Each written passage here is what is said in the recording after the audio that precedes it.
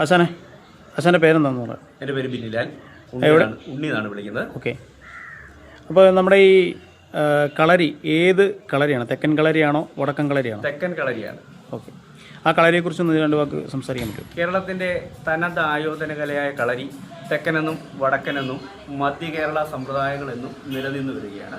അതിനകത്ത് തെക്കൻ മുറയിലുള്ള അഭ്യാസങ്ങളാണ് നമ്മളിവിടെ പഠിപ്പിക്കുന്നത്. അതുകൂടാതെ തെക്കൻ രീതിയിൽ പൊതുവേ കളരിയിലുള്ള ചികിത്സാ രീതികൾ, മർമ്മ ചികിത്സ, അത് കെട്ടുമുറകൾ, മരുന്നുകൾ അരച്ച് പൂശൽ, കിഴിയിടൽ, തിരുമുന്ന രീതികളെല്ലാം നമ്മൾ നിലനിർന്നു കൊണ്ട് പോകുന്നുണ്ട്. അതെല്ലാം നമ്മുടെ കളരിയിൽ ചെയ്യുന്നുണ്ട്.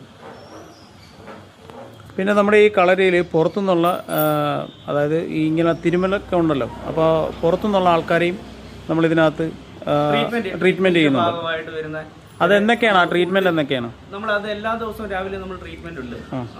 പേഷ്യൻ്റ് വിളിക്കുന്ന അനുസരിച്ചാണ് ട്രീറ്റ്മെൻറ്റ് ടൈം പറയുന്നത്. അപ്പോൾ ട്രീറ്റ്മെൻറ്റ് എന്ന് പറയുന്നത് നമ്മൾ മരുന്ന് ഉള്ളിൽ കൊടുത്തുള്ള ട്രീറ്റ്മെൻറ്റ് അല്ല, കളരിയിലെ ചികിത്സാ രീതികളായ മർമ്മ ചികിത്സയാണ് ചെയ്യുന്നത്. അല്ലാതെ ഉള്ളി മരുന്ന് കൊടുത്തുള്ള ചികിത്സാ രീതിയല്ല. കളരി നിലനിന്ന് വരുന്ന പാരമ്പര്യത്തിൽ നിലനിന്നുകൊണ്ടിരുന്ന ചികിത്സാ രീതികൾ മാത്രമാണ് നമ്മൾ ചെയ്യുന്നത്. ഓക്കെ. അപ്പോൾ നമ്മുടെ പിള്ളേരൊക്കെ എങ്ങനെയുണ്ട്?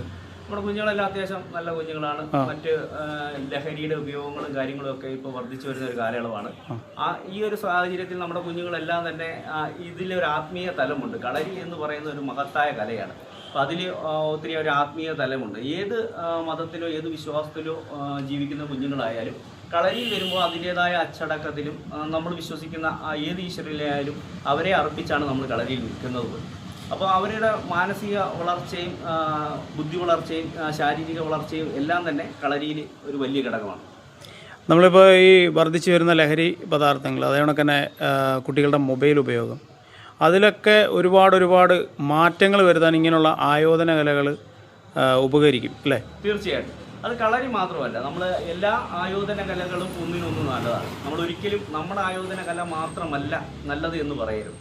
കാര്യം എല്ലാ വിദ്യയും നമ്മൾ പഠിക്കുന്ന കണക്കിരിക്കും, അത് ഏത് വിദ്യയായാലും.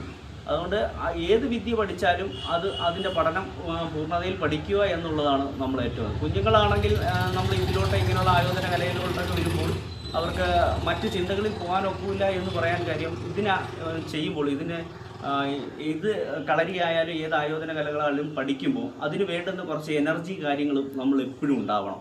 അപ്പോൾ കുഞ്ഞുങ്ങൾ അതിനു വേണ്ടി ശ്രമിച്ചുകൊണ്ടിരിക്കും. കാര്യം അല്ലെങ്കിൽ ഞങ്ങൾ മറ്റുള്ളവരുടെ മുന്നിൽ ചെയ്യുമ്പോൾ അത് കുറഞ്ഞു നിൽക്കുമോ, അല്ലെങ്കിൽ അവരുടെ മുന്നിൽ എനിക്ക് ചെയ്യണം എന്നൊരാഗ്രഹത്തോട് ചെയ്യുമ്പോൾ എപ്പോഴും അവരെ ആ എനർജി ലെവലിനെ കൂട്ടിക്കൊണ്ടുവരാനാണ് നോക്കുന്നത്.